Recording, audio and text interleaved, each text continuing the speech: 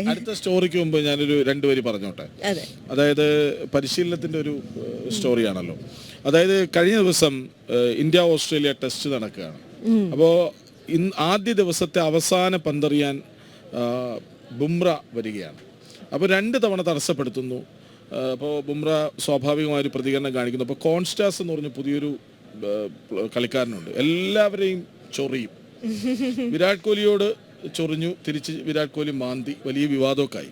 അപ്പോൾ ഇന്നലെ അവസാന പന്തെറിയുന്ന മുമ്പ് ചോദിച്ചു, എന്താ നിങ്ങളിങ്ങനെ വെയിറ്റ് ചെയ്യണത്, നിങ്ങൾക്ക് വിക്കറ്റ് കിട്ടുന്നില്ല അല്ലേ എന്ന് ചോദിച്ചു. അപ്പോൾ ബുംറ അതിന് മറുപടി കൊടുത്തത് ആ അവസാന പന്തിൽ വിക്കറ്റ് എടുത്തിട്ട് തിരിച്ചുപോയി ആഘോഷിച്ചിട്ടാണ്. അപ്പോൾ എതിരാളി ആരെന്നുള്ളതല്ല, അത് ഓസ്ട്രേലിയ ആകട്ടെ ഇംഗ്ലണ്ട് ആകട്ടെ ആരോ ആയിക്കോട്ടെ, ജയിക്കുമെന്ന ദൃഢനിശ്ചയം സ്വയം മനസ്സിലുണ്ടാവുകയാണ് ഒരു കലാകാരന് ആദ്യം വേണ്ടത് എന്നാണ്. ഇനി ആ വാർത്ത പറയും.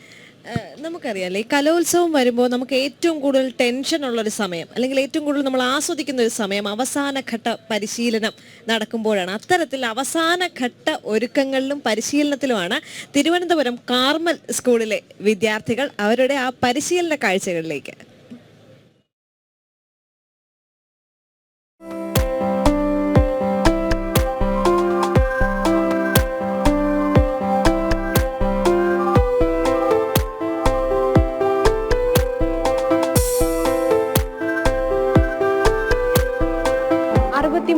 സ്കൂൾ കലോത്സവത്തിന് മണിക്കൂറുകൾ മാത്രം ബാക്കി നിൽക്കെ പരിശീലനത്തിന്റെ കാഠിന്യം ഏറിക്കൊണ്ടിരിക്കുകയാണ്. കാർമൽ സ്കൂളിലെ വിദ്യാർത്ഥികൾ അതികഠിന പരിശീലനത്തിലാണ്.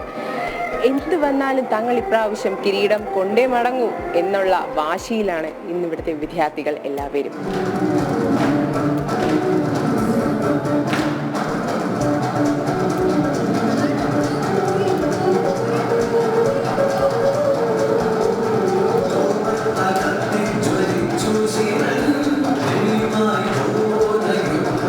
കലോത്സവത്തിന്റെ അവസാനഘട്ട പരിശീലനത്തിലാണ് കാർമൽ സ്കൂളിലെ വിദ്യാർത്ഥിനികൾ. വ്യത്യസ്തത നിറഞ്ഞ ചടുല നൃത്ത ചുവടുകൾ അരങ്ങിലെത്തിക്കാനുള്ള കഠിന പോരാട്ടത്തിലാണ് എല്ലാവരും.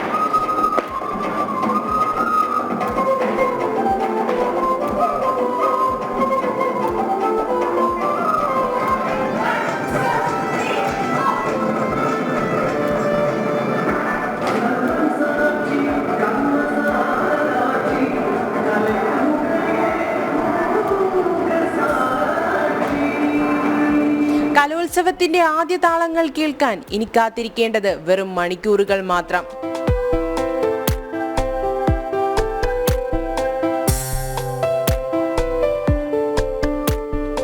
ഹയർ സെക്കൻഡറി ഹൈസ്കൂൾ വിഭാഗങ്ങളുടെ സംഘനൃത്തത്തിന്റെ പരിശീലനമാണ് നമ്മളിപ്പോൾ കണ്ടത്. ഇവർ വളരെയധികം ആവേശത്തിലാണ്. കലോത്സവം തുടങ്ങാൻ ഇനി മണിക്കൂറുകൾ മാത്രം ബാക്കി. എന്തായാലും കപ്പ് ഇവർ അടിച്ചിട്ട് പോവും എന്നുള്ള ഒരു ആത്മവിശ്വാസം ഇവരുടെ മുഖത്തും ഇവരുടെ പരിശീലനത്തിലും നമുക്ക് കാണാൻ സാധിക്കുന്നു. അപ്പൊ കപ്പ് നമ്മൾ കൊണ്ടുപോവല്ലേ? ഇനി എന്താ നമ്മൾ കേൾക്കേണ്ട?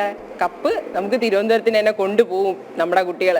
ക്യാമറാമാൻ വിവേകിനോടൊപ്പം ശ്രീനന്ദ, ജനം, തിരുവനന്തപുരം.